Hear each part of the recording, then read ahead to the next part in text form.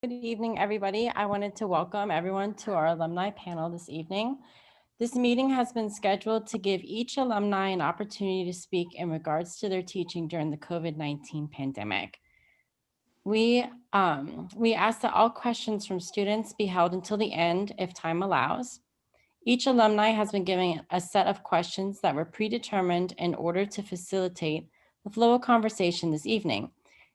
Before I turn this over to Sami to start, I'd like to discuss something, however, of importance in regards to our chapter. In light of the current political climate, I wanted to make clear that our collegiate chapter does not in any way support or condone a specific political belief. As members of this chapter, you are expected to maintain a level of professionalism, both on and off campus. This includes all aspects of interaction, including on social media. Please make sure that you are cautious when posting or sharing a comment, as you may never know who can see it. With that being said, let's begin. Sami, you have the first round of people. Wonderful. Welcome, everyone. Thank you, Seth. We're so excited to have you all. So our first question is on the topic of high school choral concentration. So this one is for Yasmani Gonzalez and Brandy Edwards. Our question for you is, what are the challenges that you're facing with teaching choir with masks? How do you adjust your teaching without being able to see your students' mouths? Hi, everybody. Yasmani here. Good to see people that I went to school with and people that I did not go to school with, but awesome to see you all here. Brandy's not here, so I guess I'm going to kind of go off and maybe she'll log on before I'm done.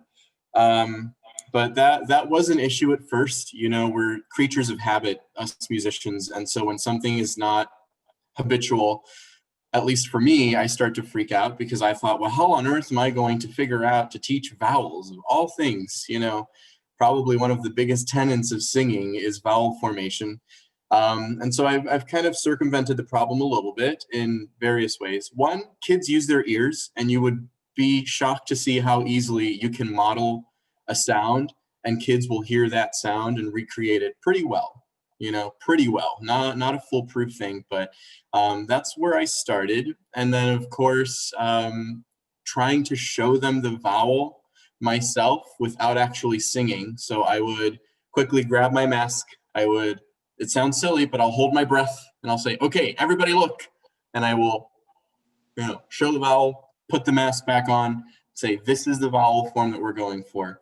Other things like what Dr. Brown does with having the kids kind of put fingers by their lips and things like that to monitor the space. Jaw space, that space in the back of the mouth is another thing that as singers, we really want, that resonant space.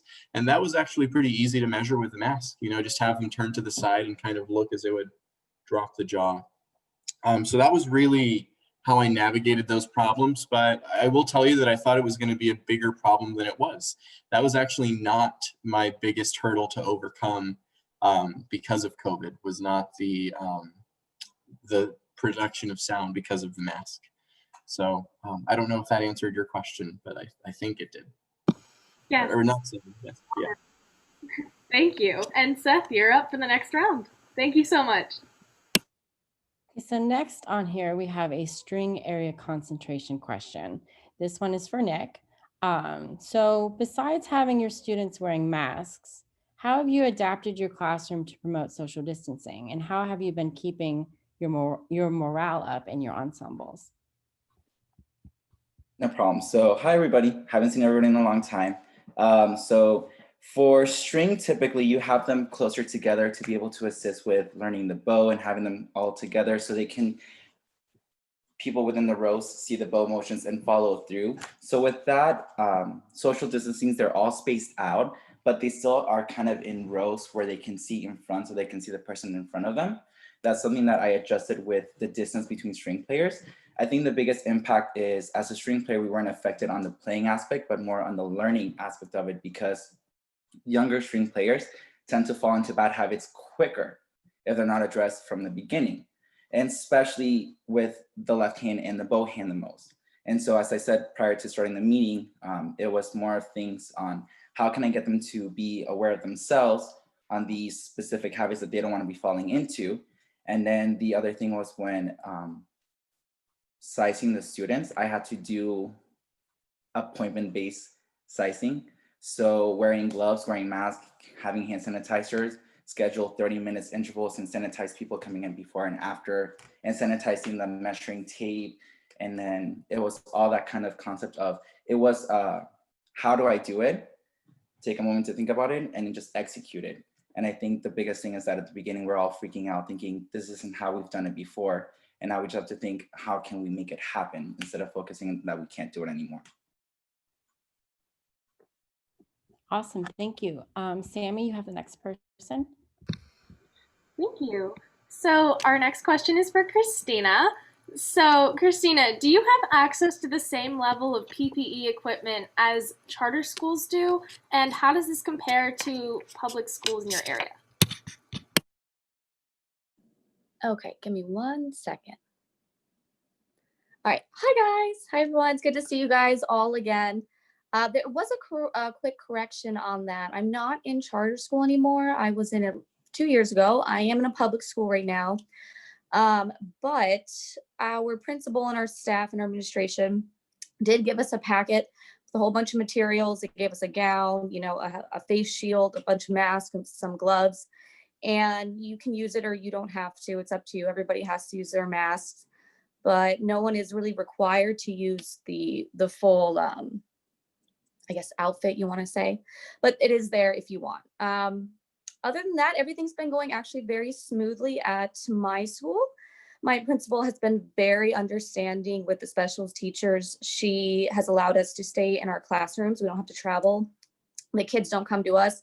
We teach through the computer virtual style, and they put all the kids in the cafeteria and they have a sub in there. So it's kind of nice. You know, I have my room. I don't have to wear a mask in my own room. So I have a lot of freedom with that. And just so far, everything is just on the computer. So I'm doing a lot of programs, doing a lot of my own creations, you know, putting some pattern sets together. The little ones have been really, they've been doing really well, like a lot of echo songs, a lot of chants. And then the older ones, I'm doing a little bit more theory, composers, you know, musical styles and genres. And it's not terrible. I don't think we can keep it up for the entire year, but for right now, it's definitely a sustainable approach. Wonderful. Thank you so much. Seth, back to you. So this next part is for our teachers on here that have just recently started teaching, Jose and Amanda. What is the advice that you would give to students that are going to be student teachers soon or that are seniors at the moment right now? So one of you can. Okay, if you want to go first, or if you want me to go first, either way. You can go first, that's fine. Okay, well, as Dr. Jingra said, I was hired the first week of school, not knowing anything. The next day I had to teach online through WebEx, and so it was a bit of a learning experience. But to answer your question, I think two things for me at least. One is being really, really patient. Once the kids get to know you, the first couple of months it gets better, but you know, sometimes they straight up tell you that they don't like you, they miss their previous teacher. I had a student that told me that he hated me. So it's like, you know, all these things. So you have to be really, really patient. And I think my second advice is being very organized, and time management is important, because aside from teaching, you get a lot of emails every day. I work between two schools. My job is split between two elementary schools. So I guess I get twice as many as emails. So just being very, very time managed wise, effective with that. And those are my two things.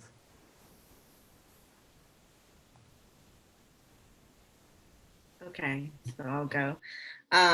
Interesting enough, actually teaching elementary right now, I did not do an internship in elementary. I did high school and middle school.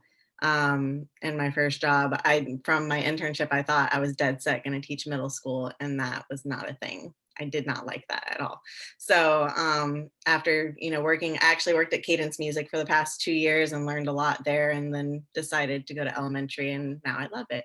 But thinking back on my internship experience, I would say the best advice that I could give you is to get all of the different perspectives that you can. I'm sure that your intern teacher is great because they're there to help you, and they've been vetted, and they're supposed to be one of the best, and that may be true, but what may work for them may not work for you. And you also have to understand that when you go into an internship, you're going into a program that has had probably the same teacher for a very long time, and they have a program that is well cured. The kids all know the routine, they know the teacher, they know the expectations. You are walking into a dreamland, and you're going to leave that dreamland, and you're going to go out into the real world, and you're going to realize that your first job is nothing like that. And it's a real culture shock. And it may, as it did for me, it deterred me from teaching. My first job was terrible, and I thought I was never going to teach again. And luckily, I've kind of found my path, and hopefully elementary ends up being my thing for a while. But I would say if you have time during your internship, if you ever have some time to go explore other classrooms, which I know is really hard right now in the times of COVID because we're not allowed to really have people go to the schools, but even just talking to other teachers, kind of like what you're doing now, look at what they do with their classes, look at their lesson plans, and, look at schools who may not have had a teacher as long, or my school, for instance, that I'm at right now, this is the first time they've had a music teacher in, I don't know, I'd say almost like 5 or 6 years. They did not have a music teacher. They had a PE teacher teaching music. So I'm going into a program completely trying to develop something that hasn't even been there. So that's the best advice I can give you, is to don't be afraid to fail. Go find other teachers, watch their programs, and learn as much as you can before you get out there, so that you're not deterred from the profession. Thank you both for your advice. That was awesome. So Sami, you have the next group of people. Yes, our next group of people is around the high school curriculum. So my first question is for Philip. Welcome. How have your ensembles adapted to the changes that come along with COVID-19? And how can we as teachers help alleviate any added stressors that weren't present before?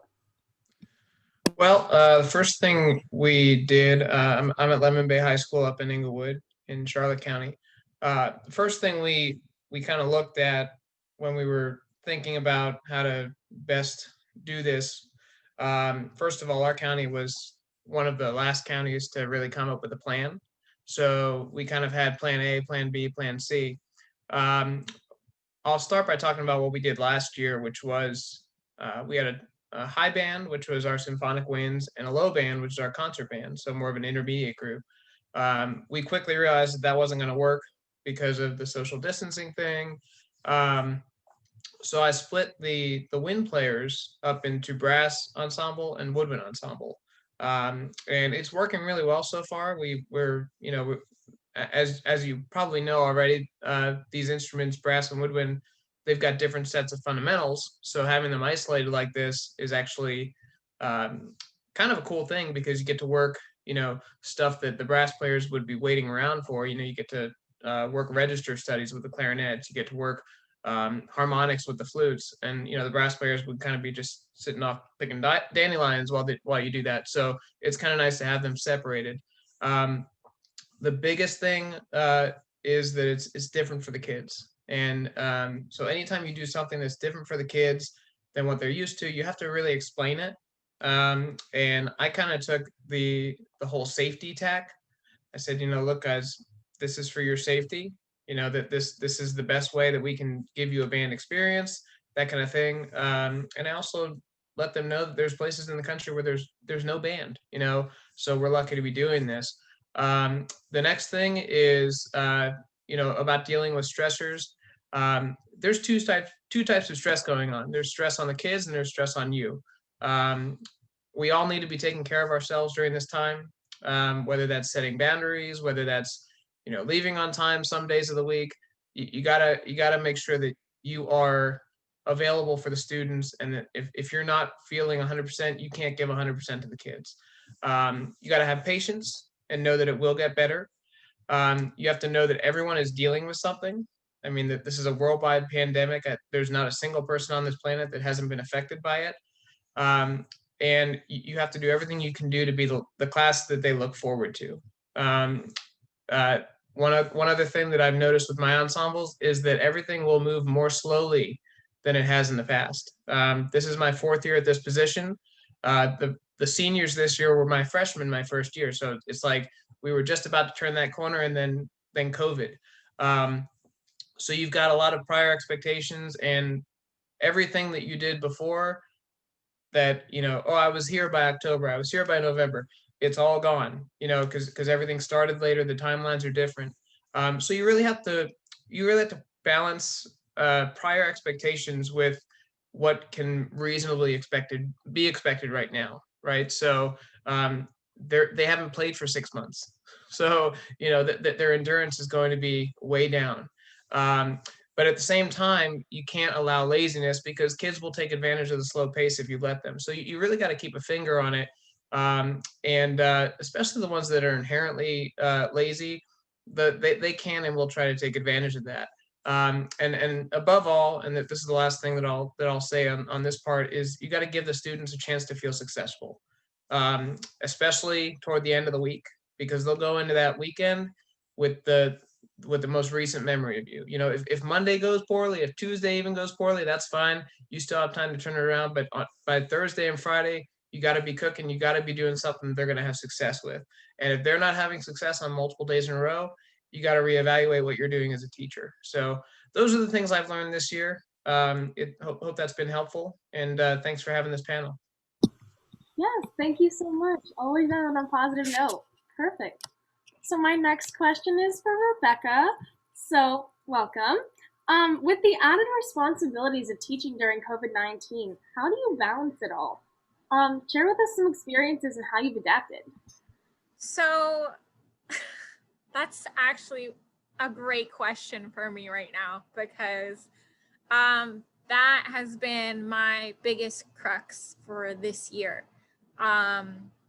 And that has been just a huge thing that I've tried to manage for the last few years. And it's just an ongoing battle. I think it's an ongoing battle for anyone who teaches music, but especially, I'm going to say this for the high school band. High school band directors are the worst at balancing any type of life that they have. So one of the biggest things that I've learned is separating your personal life and your work life. And COVID did an amazing job of showing us all how to do that, because we had to stop. And it made a lot of teachers feel like failures, because we were just like, we're not giving anything to these students. We're not able to give what we've worked so hard to give to them before. So we had to adapt. But we also had to look back and look at ourselves and be like, well, what have we been giving to ourselves? So I wrote a couple of things down.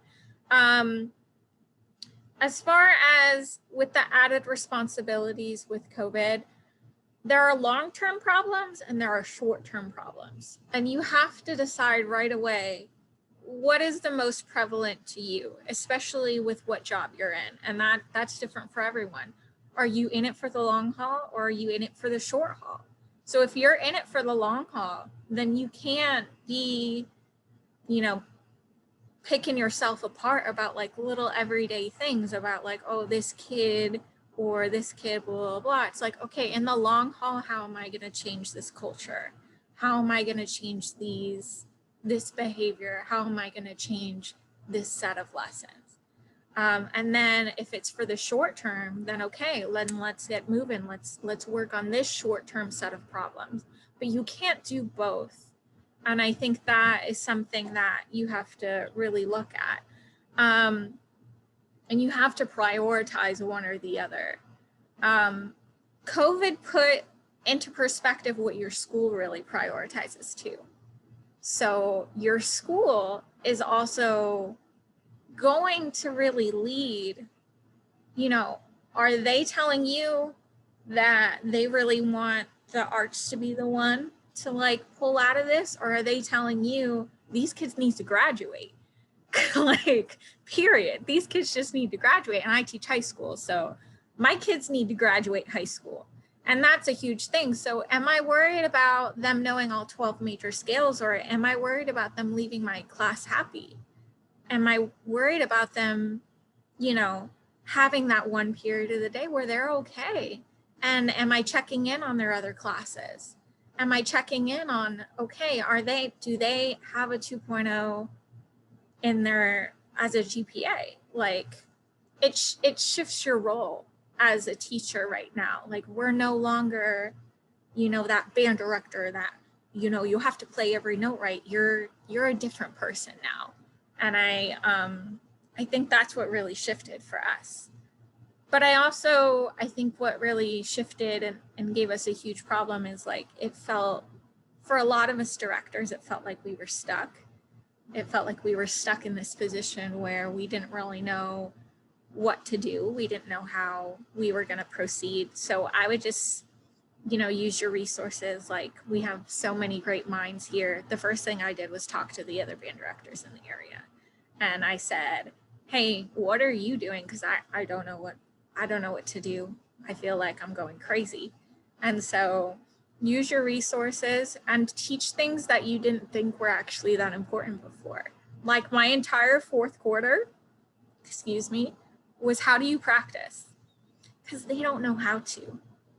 They don't know how to. You tell them how to practice. You tell them you need to practice this at home. And then they tell you that they did and they didn't know how to. So you practice chunking. You practice, okay, like the transition between your notes. Like, you have them do video logs and watch themselves back. Those different things. Those things, you know, we tend to just go through the music pre-COVID. That's what I say. Pre-COVID, we just played. And now you have to look at different things. You have to have them send in videos because we can only play for 30 minutes now. Electronic logs are really important because they can play all of that stuff at home. And then listen to music. Like, what's the we tend to think of that as busy work, but it's not busy work anymore because it's higher level thinking skills. And it's just different things like that you can do. And then my last thing before I move on is what the kids need is a much higher priority than what your program needs right now. And that is like law. For the next 2-3 years, what they need, oh my God, there's a bug. Oh, sorry. What they need is gonna be way above what your program needs to survive. And that's completely against the grain for us. Yes, we're so long-winded. I'm so sorry, Phil. But yeah, so take out everything that you learned about how to build a program and take in everything that Dr. Chi told you about how to build up a student. And I think that's how you'll survive. Now I'm done. Definitely not long-winded. All of it was amazing. So much. All right, Seth, on to you for the next set of questions. Well, next on our agenda, we're moving on to a topic of non-institutional teaching. So from what we understand, Stephanie, you don't teach in a conventional public school system. So in regards to you, how are you structuring your lessons in order to maintain social distancing and adapting to everything that's going on? So I was teaching because I am local to the area. I kind of reconnected with my old dance studio instructor. She found out that through my mom, I guess they met at a hair salon or something. And they found out that I had my music degree. And at this time I was teaching private lessons at somewhere else at the time. And then I added that on as well. So, but then that ended and I was just teaching at the dance studio. And so I was teaching music theater there. We were doing like a little medley class. And then I was teaching private lessons as well, singing. And obviously right now we have chosen not to do the music theater class because the space that we were teaching in was not large enough to social distance, and the ventilation is not good for singing. Even if we were to have masks, we would have to put in a new filtration system for it to be safe. So right now I'm teaching online, which hasn't been that bad private lesson wise.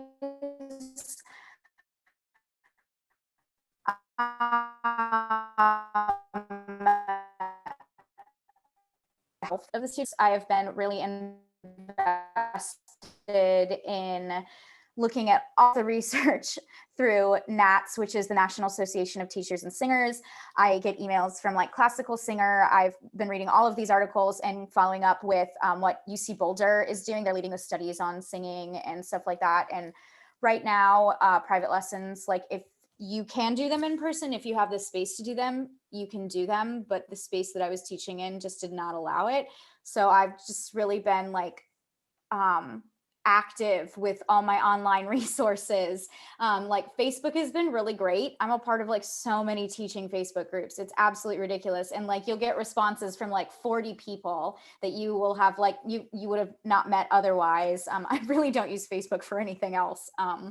It's just those teaching groups that have been so helpful. I mean, Dr. G had a sign up for the elementary Facebook group when I was in her class. And I love that group because they're always coming up with new ideas to do things with kids. So right now I'm teaching online. It's not that bad. The only thing that really has made it quite difficult is kind of like what, like Yasmani was saying, like, like teaching like vowels or like not being able to, or like even like what, like other people were saying with the strings, like you can't go up to them and like touch them and like show them how they should be standing or like make them move their bodies, because for some reason kids just think that you have to be like as stiff as a board to sing, and it's just not helpful. So it's stuff like that. But yeah, everybody else who like teaches private lessons and they're able to do it in person, what they've done, because I've been like active with seeing what they're doing. And I do have a friend who is in grad school and she teaches with an institution and they're back in person. So they right now they have required everyone to wear masks like public schools. They are doing temperature checks at the doors. And I'm pretty sure a lot of schools are doing that as well. So it's kind of just very similar to what choral programs are already doing. It's just a little bit, like, I guess I would say it's maybe not as scary as having 30 kids in a classroom. You just have the one person in the room with you. So you can have a little bit of a more of a controlled environment. But yeah, you have to do the 6 feet. You have to wear the mask. And so it's just, it's pretty different, but it's made me adapt in ways that I would have never imagined, like learning how to record warm-ups for kids, or also like making them sing on their own. You can't play in real time with them, and it's made them so much stronger as musicians. Like I feel like I'm gonna make, like when we go back in person, I'm gonna make them sing alone and I'm not gonna play with them as much as possible, like I did in the elementary classroom when I did my internship. Like we never really had backing tracks for them unless it was a song game where they were like dancing at the same time. That like has been like really amazing to see how they can do that. But yeah, it's just like it's a learning curve, like everyone said. It's just figuring out what works and what doesn't. It happens pretty quickly, figuring out what happens and what doesn't. So I hope that answers your question. Yes, thank you so much. Next, we have Sami with the next group of people. Yes, so our next set of questions is geared towards the elementary level. So Elizabeth, welcome. Thank you for joining us tonight. Our question for you is, are you teaching with any instruments or additional aids, or have you switched to a different style of teaching? What's your biggest challenge dealing with elementary students considering social distancing measures? Well, first, hello. It's nice to see everybody I haven't seen in forever. My goodness. All right.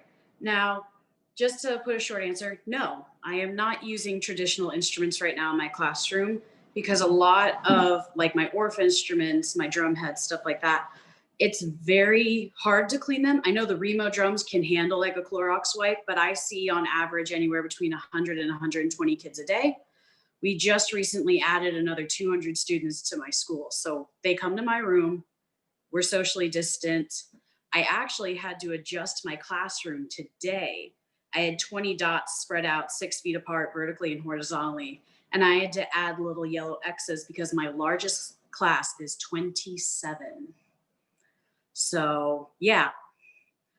So I'm not using any traditional instruments right now due to like having a hard time sanitizing and nothing can be shared. And my admin did give me that choice because other schools I know in Manatee County, I'm a third-year teacher at Prine Elementary School. They are doing instruments and they're doing measures like kids wearing gloves and having, like, I know one teacher who's literally wrapping her Orff instruments in cellophane and then taking off a layer in between classes. I don't have that kind of money. Anyway, so I'm using things that are actually more easily cleaned, like plastic cups. Those can be cleaned really easily with a little alcohol wipe. And I have enough of them so that way I have enough for each set of classes. So I see 6 classes in a day. And usually with more of the instrument style stuff, I use it for my 3rd through 5th graders. My kindergarten through 2nd graders follow First Steps in Music, which is something I know Dr. G has introduced to all of you. So a lot of that is body percussion, movement. Yes, some singing. I'm not doing any singing with my older kids, but I am doing small increments of singing, you know, with my younger kids. Interesting fact, I've been trying to look for facts on aerosol spreads through children. Haven't found anything yet. Maybe I should be an innovator in that. But anyway, so no, I'm not using traditional instruments, but I'm using things like plastic cups, whiteboards. I had the kids bring their own pencils so they can like drum on the ground for like rhythm sticks. I have a teacher space that only I'm in. So that, and it's 6 feet away from the first row of kids, which my setup is actually much different. Normally I teach in a circle with the kids so that way we can all be together. But obviously due to health guidelines and such, we all have to wear masks, which that's a whole nother bear on its own sometimes. But overall, it's okay. And all that, all the kids are set up in rows. I would say my biggest challenge with my elementary students is not connecting with them in the same way that I have before. I work in a Title I school, so the most stable thing in my students' lives is school because that's where they get 2 of their meals out of the day. That's where, you know, they get interaction with other kids. That's where they don't have to worry about taking care of their younger siblings if they're older. So having that normalcy for them, while it's crazy in the state of the world right now, it's what they needed to really get themselves through the day. But I can tell you the first day of school, when a kid touched me on the arm, I no joke, jumped 2 feet to the right and said, please don't touch me. And then I used a bunch of hand sanitizer on my arm, but that's okay. We've learned how to connect in other ways, you know, just getting to talk with each other. I also have an afternoon duty, so I get to see some of my students outside of the classroom. So just talking with them there, and just, it's a little strange, but you know, they're so happy to be there. That was the biggest thing that I got the first day of school is all the kids were like, I am so happy you're here. I'm so happy to be here. And I want to be in music class again. So it's all good. Wonderful. Thank you so much. That's so interesting in the different ways that you're adapting. We're going to pass it off to Seth for the next set of questions. Okay, so the next question is for Joey.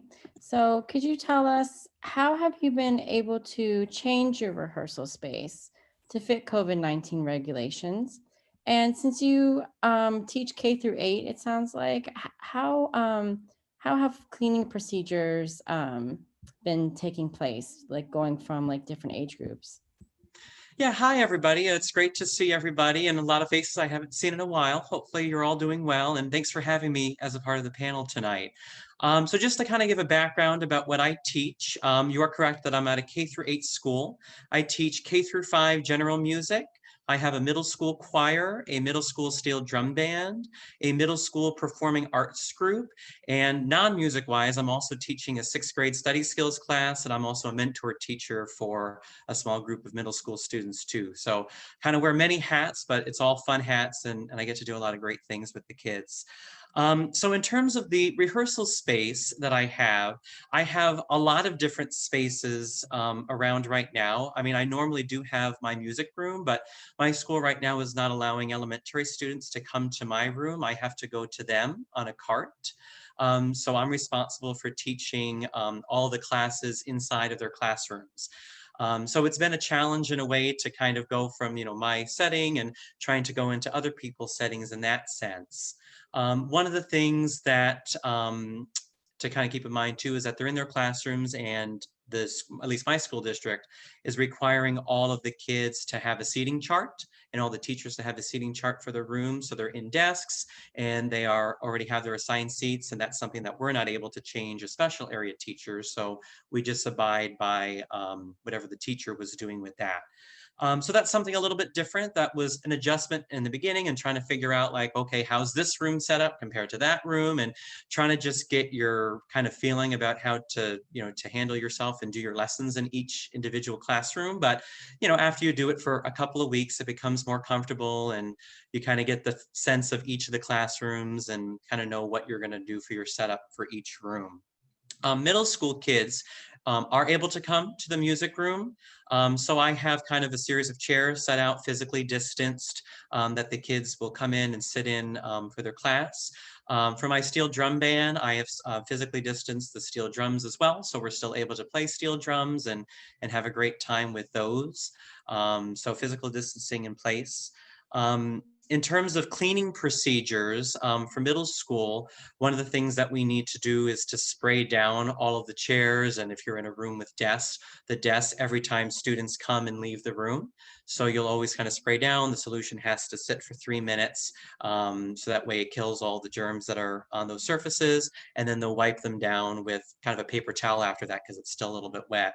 We also have to spray the kids with hand sanitizer as well in between each of the class changes, just to make sure they're staying clean, and following those district expectations with that.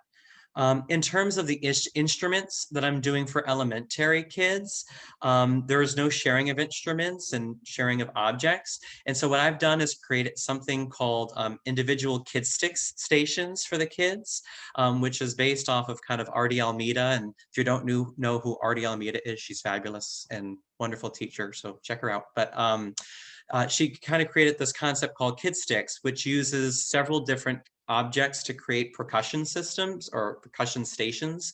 So I use kind of like a can drum that the kids are able to drum on, and they kind of have ridges on the side, so it becomes a scraper as well. I have drumsticks for the kids, tambourines for a shaker, and something called a beat board, which is like a little mini plastic cutting board that I use with the kids. So it kind of becomes that station. And so in all, we're able to have woods, metals, shakers, and skins as a part of all the percussion family, and able to do a lot with that, and able to do a variety of lessons in that sense. And I've created them so that way every student has their own individual kid stick station. My school is very small. It only has K through 8, less than 300 kids, and elementary wise face-to-face has a little bit less than 200 right now. So it was doable for me to be able to do that for the kids. In other schools I know that are much larger, they've created kind of a little bit simpler versions of kid stick stations using like plastic plates and cups and kind of like little egg shakers and some other things that they can do as well. So there's a lot of modifications to do with that, but just great to get the kids having their hands on, instruments or instrument-like things, and still being able to make music with that. I know also in terms of cleaning procedures and those types of things or safety procedures. One of the struggles that I had at the beginning of the year was singing was not allowed inside in my school. We had to take the kids outside to sing. So we were going into kind of our center courtyard and singing with all the no-see-ums and with masks and the heat. And it certainly presented challenges, but the kids were just happy that we were able to sing again. But this past week, we were allowed to come back inside, and the kids loved just being able to kind of hear each other again and being able to sing. And of course, we're at that 30-minute time limit, of course, for singing and to make sure we're staying safe. But just kind of happy that, we're able to do that. And now I'm able to sing with the elementary students again, which I know they really missed. So just trying to kind of figure out what's working and what's not throughout, but a lot of successes. The last thing that I kind of want to just talk about a little bit too in terms of the rehearsal space is that my school is a hybrid school in terms of we have students both in the classroom and online simultaneously. And so when I'm teaching a class, I have students in front of me as well as students on my computer as well. And so I'm trying to interact with both simultaneously. And so I kind of have a setup to where I have two computers going at once with, they call it the podium computer that displays on the smart board for the kids in person. That way they can follow along with any visuals I might have, rhythm cards, those types of things. And then I have my laptop where I kind of film myself and operate everything from, and that way I can move it around the room. And if I need to do a movement activity, if I need to demonstrate a dance or an instrument playing type of thing, they're able to still see me, and we're kind of able to still do that together. So I kind of feel like I'm putting on a show sometimes, but I know the kids really appreciate it, and I'm happy that I'm able to reach both the in-person and the at-home students. So I hope that helped to answer your question. Yes, that was great. It's always so important to make sure that we're still having a good connection. So due to time, I'd like to move to question and answers from the students. So if any of the FGCU students would like to put questions into the chat, I will go ahead and read those. And if you have any specific questions for specific people, feel free to dictate that as well. And while we allow our lovely friends to type in the chat, I actually have a question of my own. So this goes out for any of the high school marching band directors. My question for you is, how have rehearsals changed, and what are some of the measures you're taking to work with a marching band setting? I am aware that that is very different, especially based on each school. So if anyone wants to share, we'd love to hear. Well, oh, can you hear me? We're doing standing band right now because we're not actually allowed to do marching band. But because you can't like march in between each other and play, it's a whole big thing. So we have to do that with bell covers and originally with masks. So that has been interesting. We try not to be outside as much. The main thing that's been a huge sadness for us is that the District of Lee County has put every band in the end zone. So we are no longer in the bleachers with any of the fans, which means that when they kick field goals, we just kind of scatter, and and we just kind of do our best. The whole thing, we just we canceled band camp, we canceled a lot of things, and we honestly had the choice whether or not to do it, and we did it just for the small amount of kids who did want to do it. We do shortened rehearsals, we just do pep tunes, and you can't really play for an extended period of time inside, so we play underneath the overhangings. We're allowed to do that, and a lot of it is just being very careful about spacing and things like that. But yeah, it's not really marching band anymore, but we do the best we can. Thank you so much. It's amazing that you still at least present that opportunity for the students that really need that in life. So we've got a question in the chat from Marissa. This one wasn't for anyone specific, but it says, Keeping student morale up was already discussed, but how have you all adapted to moving online? Is it possible this may last a couple more years? And how do you keep up with your own morale and keep the passion alive for teaching music? I'll answer a portion of that question in regards to how long this is going to last. And an honest answer that I can give with that is depends on which county you're teaching at. Because, for example, in my county, starting on January, everybody has to come back to school. There is no longer the option of doing virtual or home. It's just, I'm sorry, either virtual or in class. It's just in class. And those that wish to continue virtual are then going to have to do like online school for the high school, and then for the middle school and elementary school, they would develop like an online system. But then at that point, it wouldn't be blended teaching anymore at that point. It would just be they're taking specific courses that they would be able to take in middle school. So that answer really depends on each individual county and how they want to handle going forward this upcoming actual year, not academic year. I was gonna say too, to go with what Nicholas said. I also work in Collier County, and I was just told today that we might have to, at least for elementary, we might have to do a hybrid where, like kind of like what Joey was talking about. We might have to do that maybe next year, at least for me, where we have live classes, but at the same time you would also be having online students at the same time. So, yeah. But yes, like Nick said earlier, yes, in Collier County, we were told that everybody's coming back on January. So I don't know. So I guess with like the morale thing and like keeping, I'm like tagging off of like what Rebecca said very early on, and like giving, like if you're in it for the long haul, you can't like get pent up on the little things. To keep the kids going, you have to keep yourself going as well. So I think like I've found like solace in really just focusing on like myself too, not just, like me personally practicing and me like doing the things that I used to do when I was younger that made me like fall in love with music.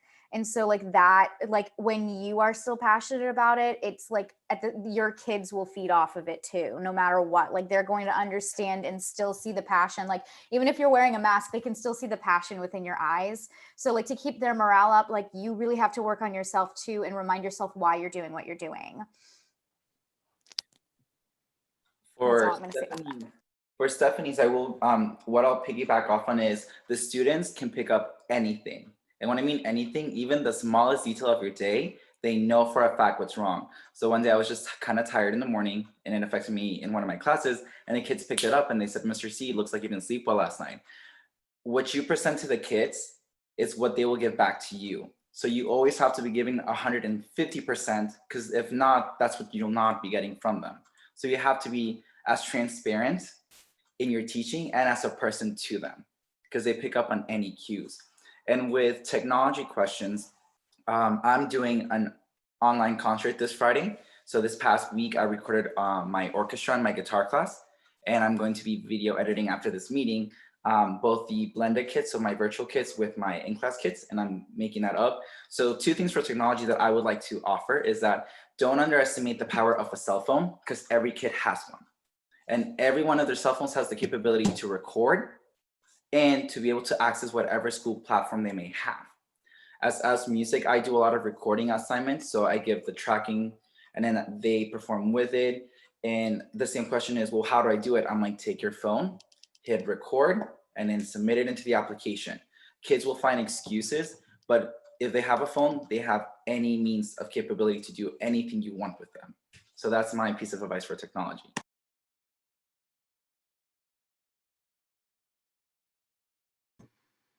Awesome, thank you. That really answers most of Erica's question there, which was, just to read it out loud in case you didn't see the chat.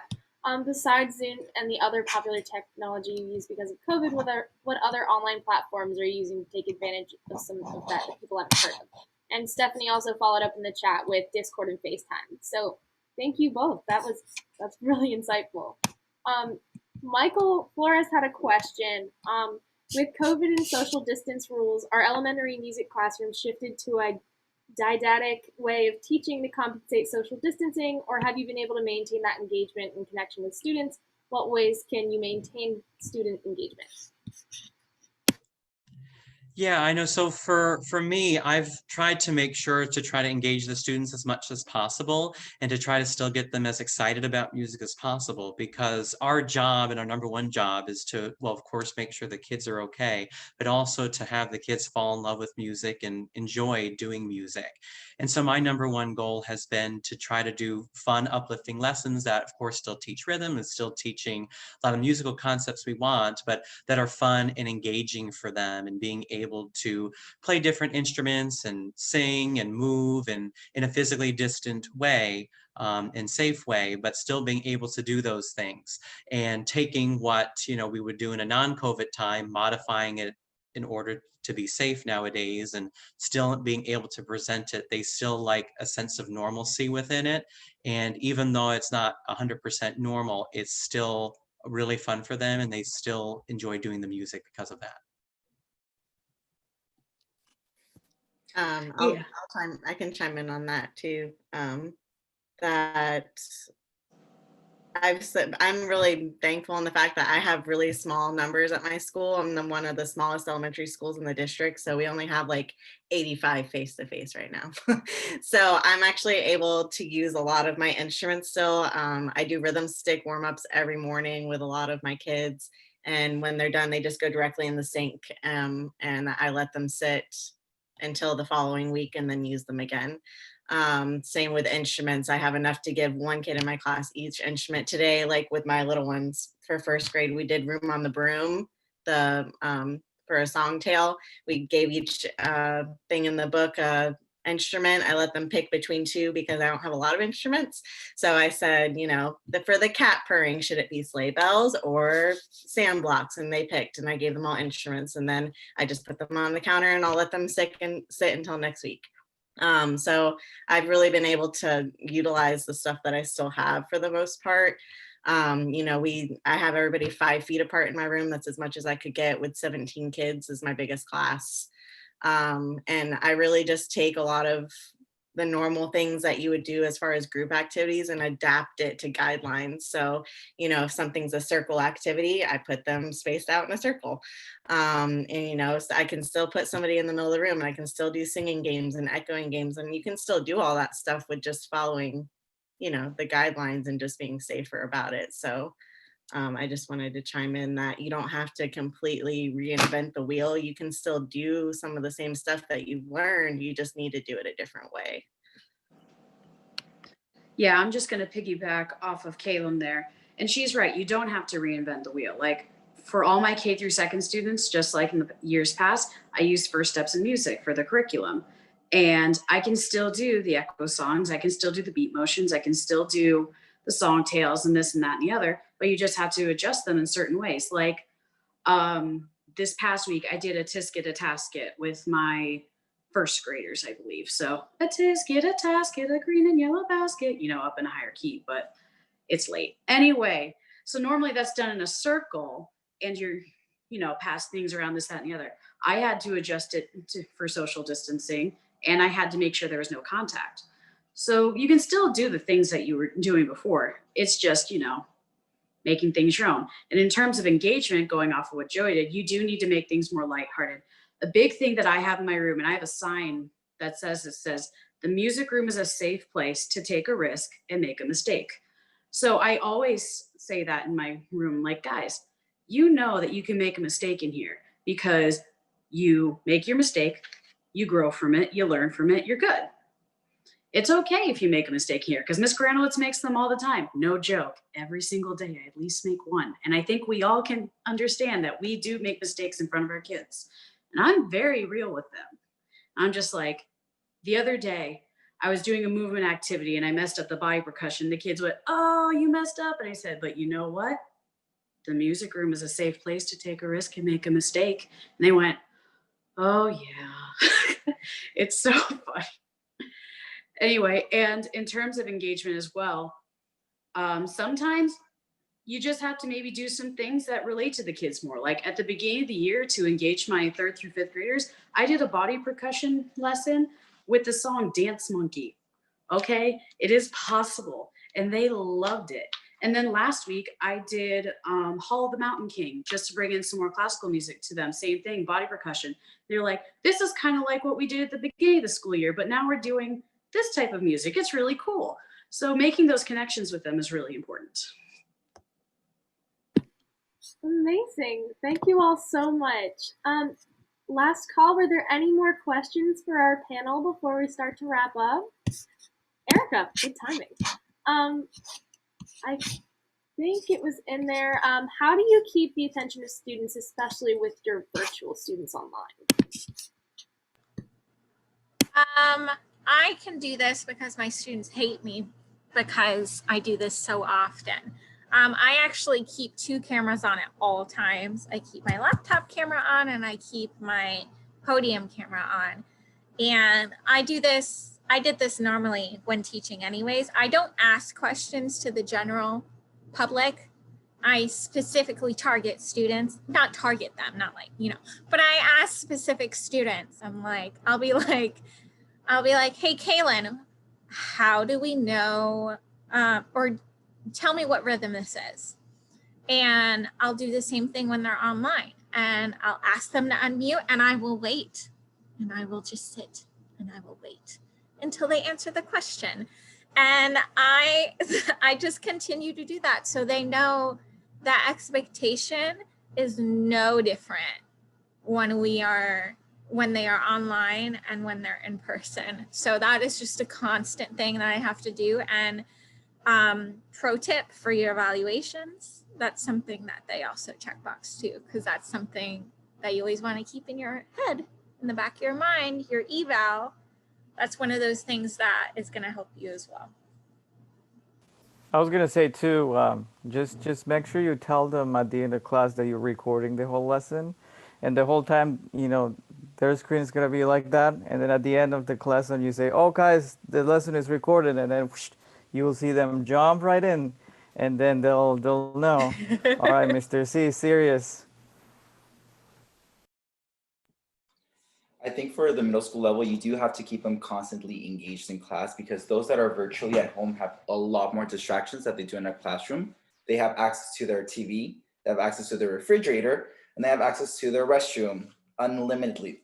So one thing is that I don't let it lag. So if I give myself a 5-minute interval, I do everything within those 5 minutes. And I tell the kids from the very beginning, if there's internet issues, just try to catch up and always message me through the private system, so that way I know what's going on with you. But if you say, oh, well, I'll give you 5 more minutes because I think the internet's bad, you lost 30 kids for just 1 kid, because they are like, well, I'm done with my assignment. I'm gonna go ahead and turn on Netflix on my TV. So make sure that for online, realize that they have a lot more distractions, and you have to think of the fact that if you were at home, you would be on your phone right now while this meeting is happening, if you were given that extra time to not do anything else. So keeping them actively engaged. I'm just gonna hop on real quick with that as well.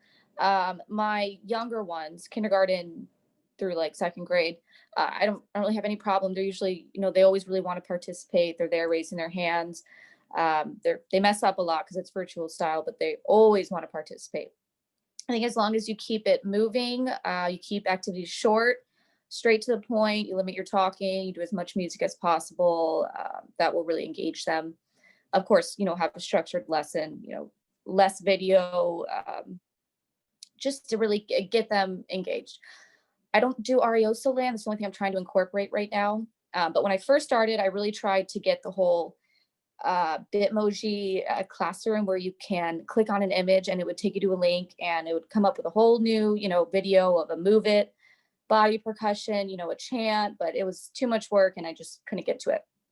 But with the older kids, I do have a small issue, 5th grade, where they turn their cameras off, they turn their mics off, and you just don't know if they're there. And our county doesn't allow the kid, or doesn't allow the teacher to give the mandate to say you must have your camera on, you must have your microphone on. It's kind of ridiculous. But what I do is halfway, you're not halfway, I'll do it like 10 minutes into class, and then another 5 minutes, I'll ask a question and I'll see the kids who respond, or I'll put a question on Canvas and I'll see who the kids, will answer, and it gets recorded. And then the kids who don't, or, you know, they're just not there, they're missing, I just send an email to their teacher. So their teacher knows exactly, you know, the list of the students who just were not participating, and I let her handle it. And so at that case, you know, they understand like, okay, this isn't, you know, specials, like my actual teacher's going to get a little bit angry with me, or, you know, something's going to happen. And that's been going pretty well, and it's been pretty effective. So yeah, that's my 2 cents. Christina, you should get the Bitmoji classroom that Kaylin has. She put it on Teachers Pay Teachers, and it's amazing. Oh my God, I gotta check it out. Yeah, I wanted to add like my own videos and stuff, and I was gonna do this whole thing. I was gonna put on like YouTube, but it's so much. Yeah. Yeah, I don't have the patience, but the whole thing, it's so good. I'll message it to you. Yeah, send it to me, Facebook. Kaylin. I'll just send it to you. Amazing. Thank you all so much for joining us today. I know that we as students definitely learned so much from you as a panel, and I hope that you all learned some stuff from each other. It's so amazing to hear how you guys are overcoming all of your challenges and just making the best of a really unideal situation. So we appreciate you. I'm sure your students appreciate you. And we are so thankful for having tonight. So I'll pass it off to Seth and Dr. G, and I think that almost closes us up. Yep, thank you guys so much for joining us tonight. It's been a fantastic time. If there's nothing else that needs to be said, Dr. G doesn't have anything. I see her head shaking. I will go ahead and say goodbye.